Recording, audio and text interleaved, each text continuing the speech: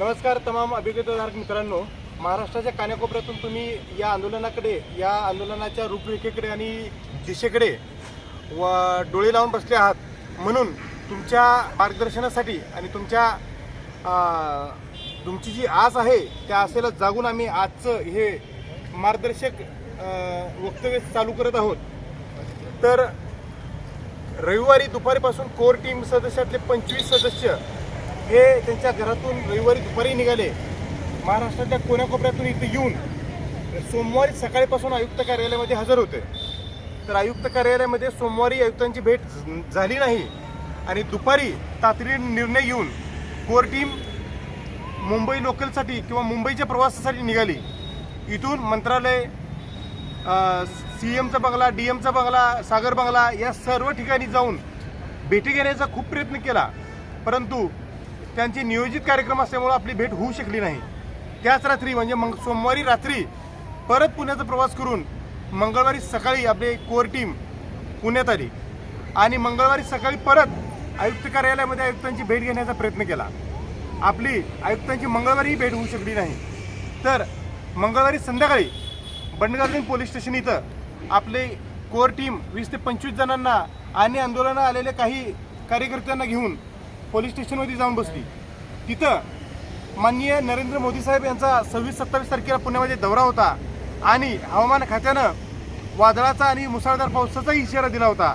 या दोन घटना मध्यनजर ठेवून आपल्याला PSI साहेब आणि PI साहेब यांनी आपल्याला विनंती केली की हे आंदोलन तुम्ही 2 दिवसांनी करा, कारण जर PM साहेबांच्या दौऱ्यामध्ये आपल्याला काय अडचण आली, पोलीस प्रशासनावरती ऑलरेडी ताण आहे. ज्या पोलीस स्टेशनला 69 पोलीस आहेत त्यातली 63 पोलीसही साहेबांच्या सुरक्षेसाठी किंवा साहेबांच्या बंदोबस्तासाठी गेलेत. राहिलेले 5 ते 6 पोलिसांवर अतिरिक्त बर्डन नको म्हणून आपल्याला विनंती केली. आपण 10 वाजेपर्यंत त्यांची मनधरणी करत होतो, परंतु शेवटी आपण प्रशासनाला सहकार्य करण्याची भूमिका दाखवून 25 तारखेचं आंदोलन हे टेंट मारून माईक लावून आंदोलन न घेता एका वेगळ्या गनिमी काव्याच्या रूपानं हे आंदोलन घेण्याचा निर्णय घेतला. युथ स्टुडंट असोसिएशनचे अध्यक्ष, आपल्या आंदोलनाचे प्रणेते अध्यक्ष माननीय तुषार देशमुख यांच्या अध्यक्षतेखाली काल आपण दिवसभर आयुक्त कार्यालयामध्ये होतो. काल आपल्याला आयुक्त साहेब नसल्यामुळे आपली कालही आयुक्त सरांची भेट झाली नाही, परंतु आपण राजेश शिंदे सरांची भेट घेण्याचा प्रयत्न केला. तर राजेश शिंदे सर एका ट्रेनिंगमध्ये होते आणि त्यांनाही मंत्रालयाकडून एका तातडीच्या मिटिंगसाठी बोलवण्यात आल्यामुळे तेही मुंबईला निघून गेले. तर आपण आयुक्त साहेबांच्या PNशी जेव्हा भेटलो, जेव्हा आपली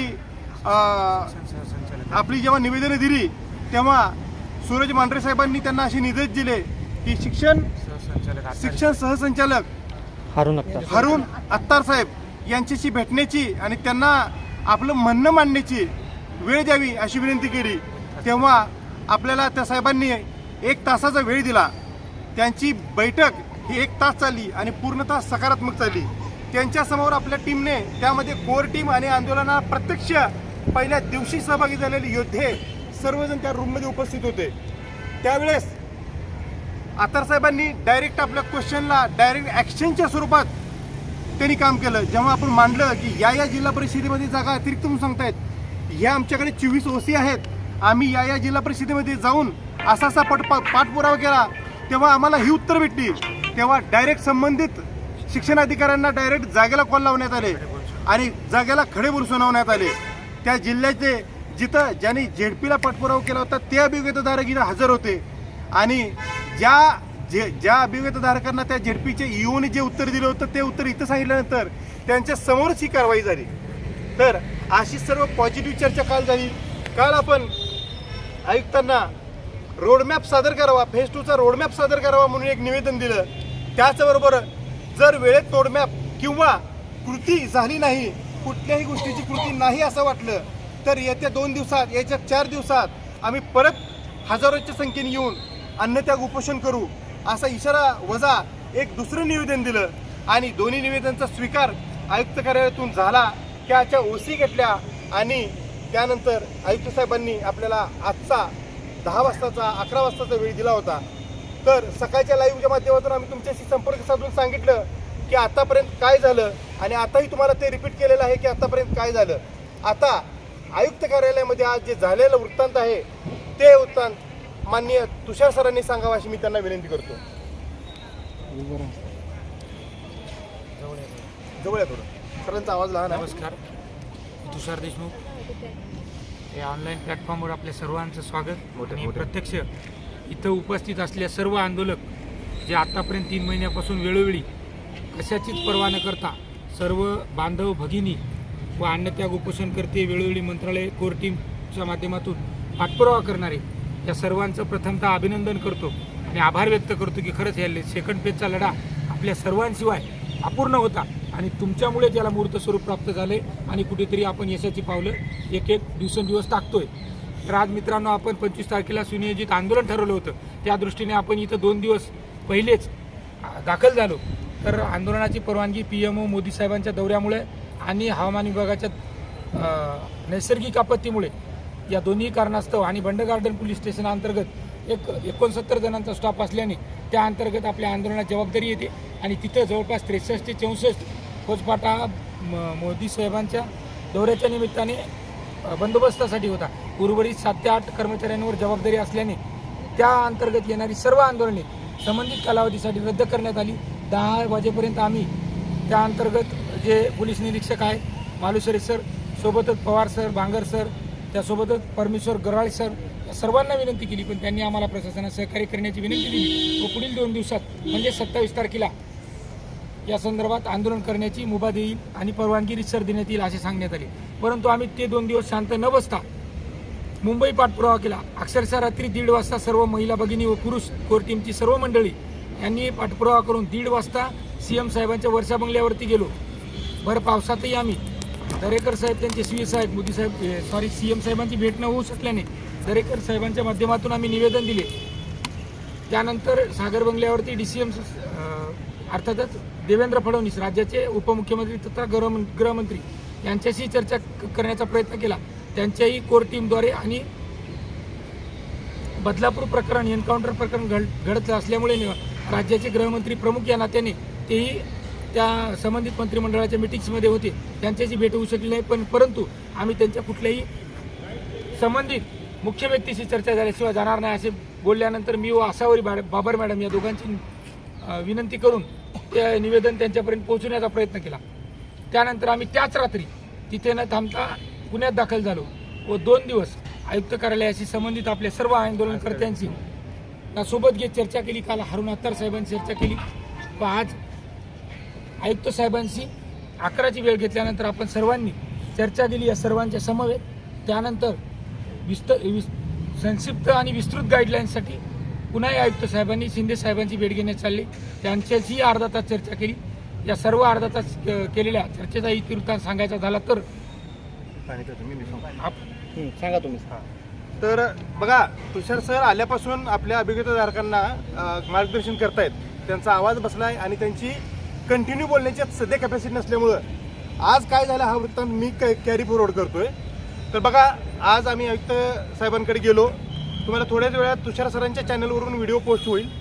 आम्ही जेवढे हजर होते 70 ते 80 लोक आयुक्त साहेबांच्या दालनाच्या बाहेर मांडी घालून बसलो. ठीक आहे, तो व्हिडिओ या व्हिडिओसोबत तुम्हाला जोडण्यात येईल.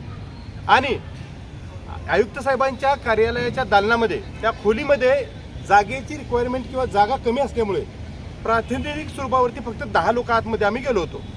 तर ती 10 लोक आज जाऊन आम्ही प्रत्येकाने एक मुद्दे मांडले.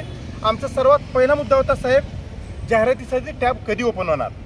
तर साहेबांनी या गोष्टीवरती सकारात्मक उत्तर दिलं की टॅब ओपन होण्याआधी ज्या प्रशासकीय कारवाया करणं गरजेचं आहे त्या कारवाया करण्यासाठी आम्ही सर्वांना आदेश निर्देशित केलेले आहेत आणि ते आदेशच्या कारवाई पूर्ण झाल्यानंतर तुमचा टॅब लवकरात लवकर ओपन होईल. त्यापूर्वी आपल्याला सर्व अभिज्ञताधारकांना आपल्या ज्या शैक्षणिक आणि व्यावसायिक अर्हतेच्या डॉक्युमेंट्स ज्या तारखा आधीच्या जाहिरातीमध्ये दिल्या होत्या त्या तारखेच्या आधीची डॉक्युमेंट ज्यांच्याकडे आहेत ती डॉक्युमेंट अपलोड करण्यासाठी टॅब ओपन करून देण्यात येईल. म्हणजेच एडिट टॅब ओपन करून देण्यात येईल. तर एडिटच्या टॅबची चाचणी आयुक्त कार्यालयाकडून घेतलेली आहे. ती चाचणी लवकरात लवकर आणखी एकदा पूर्ण करून क्वालिटी टेस्टिंग करून ते एडिट टॅब तुम्हाला ओपन करून देण्यात येईल असे आम्हाला ग्वाही देण्यात आली. दुसरी गोष्ट आमची विनंती होती की या फेजमध्ये जास्तीत जास्त जागा भरण्याचा प्रयत्न करावा. तुम्ही आमच्या पाठीमागे विठ्ठलासारखं उभं राहावं. तर या मागणीचाही आयुक्त साहेबांनी सकारात्मक उत्तर दिलं. आता आयुक्त साहेब आणि राजेश शिंदे साहेब यांच्या दोघांच्या मागण्यातून, यांच्या दोघांमधून जी उत्तरं आलेत मी तुम्हाला एकत्र मांडतोय. तर या मागणीवरती दोन्ही अधिकाऱ्यांचं मत होतं की 10% जागा आणि रिक्त अपात्रतेच्या जागा या जुन्या संच मान्यतेच्या आहेत. त्या जागा जुन्या 2022च्या संच मान्यतेनुसार तुम्हाला त्या जागा देण्यात येतील आणि 31 ऑगस्ट ठीक आहे आतापर्यंतची वेगवेगळ्या कारणाने रिक्त झालेली पदे म्हणजे जसे की मयत, प्रमोशन, राजीनामा किंवा रिटायरमेंट किंवा पदोन्नती, हे सर्व गोष्टी ज्या ज्या कारणाने लोकांनी जागा रिक्त झाल्या ठीक आहे किंवा कोणी बदली करून गेलं त्या जागी बदलीच नाही आलं, अशा प्रत्येक रिक्त झालेली संख्या ही आपल्या फेजमध्ये ॲड करण्याची ग्वाही आपल्याला अधिकारी वर्गाकडून मिळालेली आहे. तर आपलं जे मुख्य उद्देश होते टॅब ओपन करणे, टॅब ओपन करणे, एडिट टॅब ओपन करणे, सेल्फ सर्टिफाय करायला टॅब ओपन करणे, ही मुख्य मागणी आपली मान्य झालेली आहे. जाहिरातींना जी प्रोसेस हवी होती, जाहिरात प्रोसेसला जो वेग हवा होता तो वेग देण्याचं काम ही आजच्या VC मार्फत आज अधिकाऱ्यांकडून VC घेण्यात येईल आणि त्या ईओजला सूचना देण्यात येतील, डेडलाईन देण्यात येतील आणि ताबडतोब कारवाई करण्याचे आदेश देण्यात येतील. तर या सर्व गोष्टी आजच्या VCच्या माध्यमातून होतील.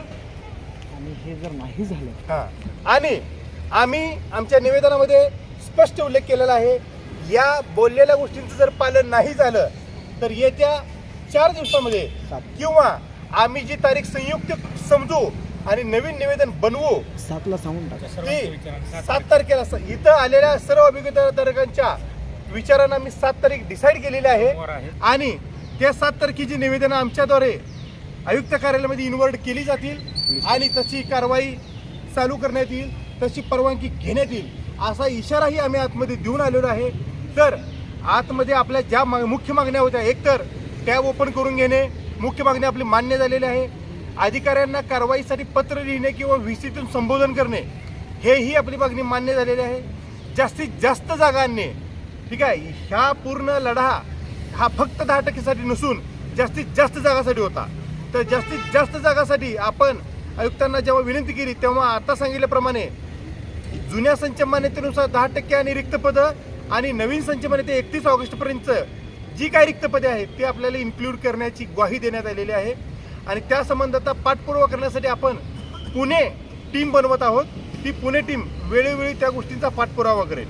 अजून काय म्हणतो? आणि विशेष प्रत्येक जिल्हा परिषदमध्ये आपल्याला जाऊन संबंधित जिल्हा परिषद काम करते की नाही, जाहिरात देते की नाही